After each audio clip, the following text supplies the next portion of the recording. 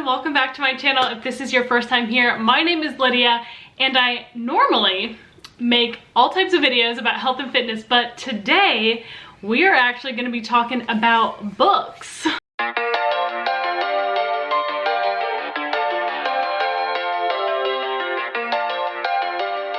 So if you clicked on this video, you probably had the same New Year's resolution I had last year, which is to read more.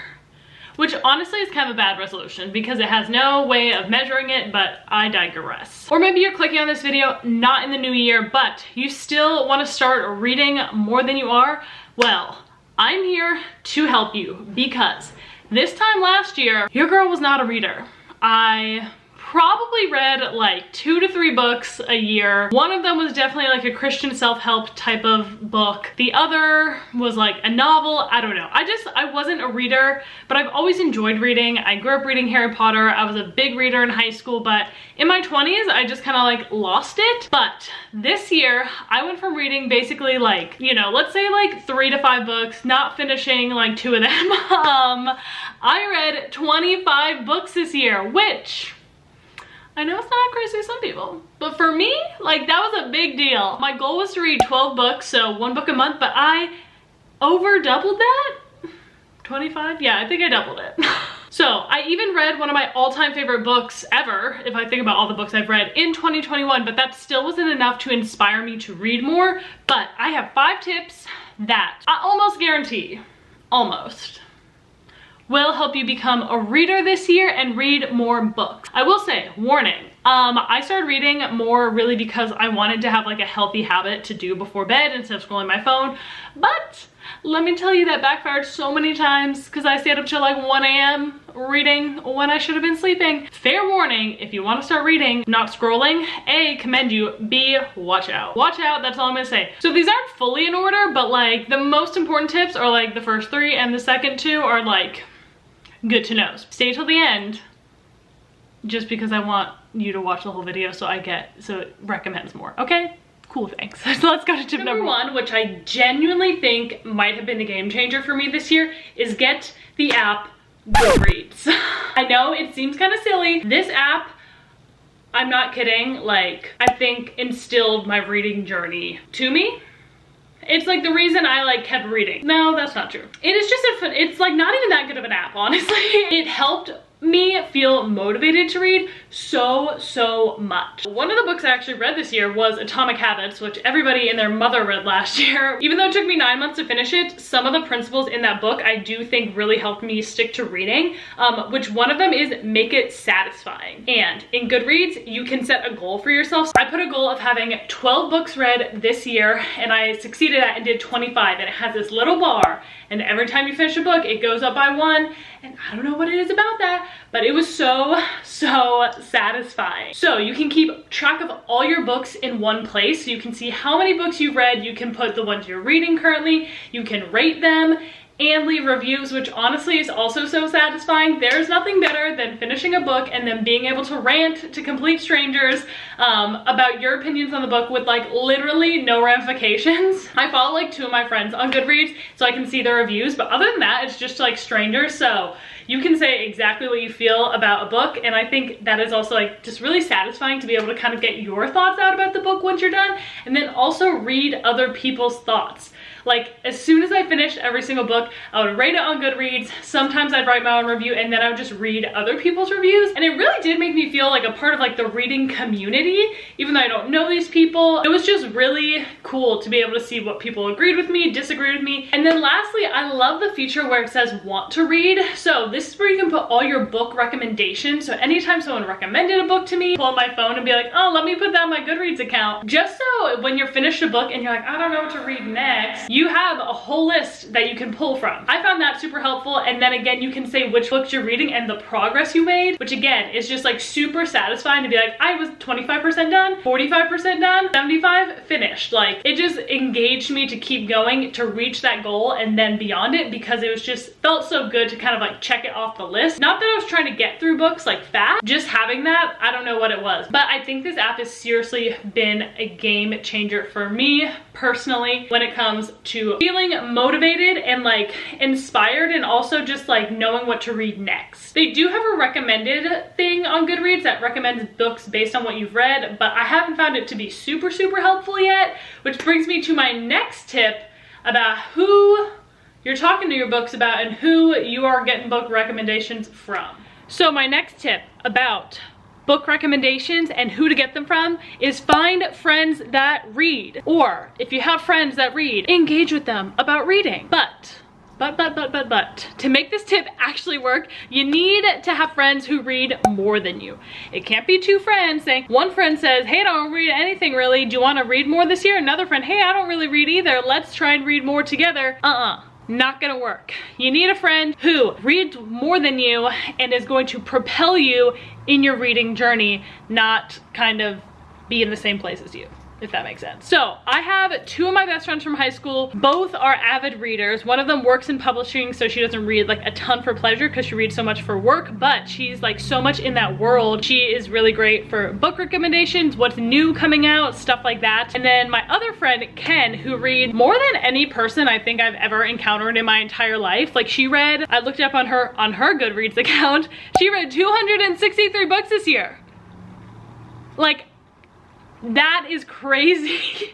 Okay, pause. From the time I've recorded this video to when I went to Goodreads to get this in the editing, she's already read 4 more books. 4 more books. She's read 267 books now.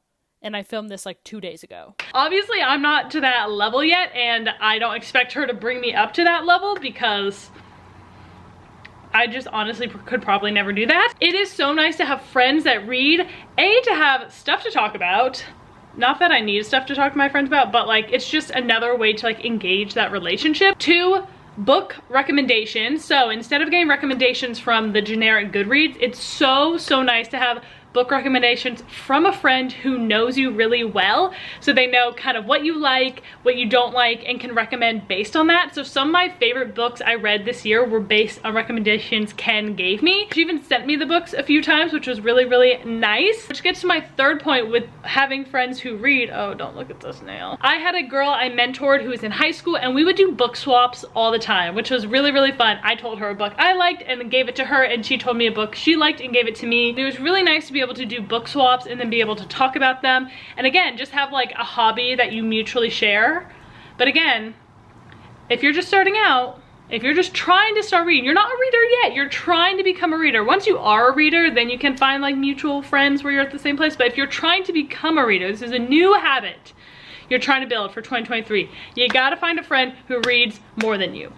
You gotta find someone who's going to encourage and inspire you to go up, not kind of be where you're at. Find some friends that read more than you for some book swaps, book recommendations, fun stuff to talk about, and just overall encouragement. Obviously, they love reading and they want you to love reading too. So, for my next tip, again, this is if you're just starting to kind of get into reading, you want reading to be a part of your 2022 life, your 2023 goals in life. Do not be afraid to read under your reading level. I'm 27 years old. I have a college degree. There is kind of like no business for me to be reading some of the books I read this year. But if you're just trying to get into reading, there's nothing worse than reading like a really difficult kind of hard book to read and just feeling discouraged. So start with some easy books. Like start with some Colleen Hoover.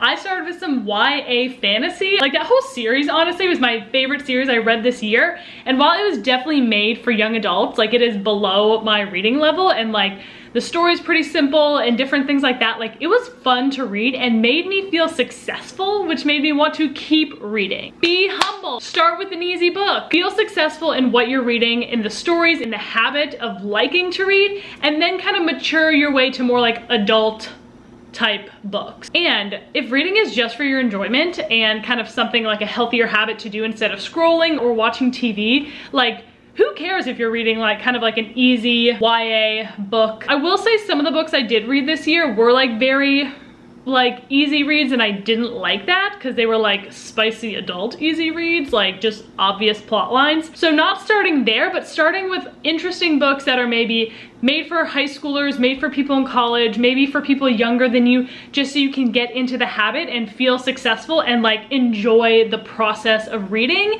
and reading a story and using your imagination. The first few books I read this year, I did read Celeste Ng, which is like an adult book, but a lot of them are YA books or like Colleen Hoover books, and then I was able to read kind of like more like literary books. Like I read The Handmaid's Tale this year, which wasn't one of my favorites, but I definitely felt like I was like learning something from it. One of my next books I'm gonna read is Slaughterhouse-Five, again kind of a more literary book, and the book I'm reading right now, The Great Alone, is again a more adult book. But start here and just like work your way up. Don't try and read like a really intense like book as your first one. Read a few fun stories, get into the habits, and then you will progress in your reading level.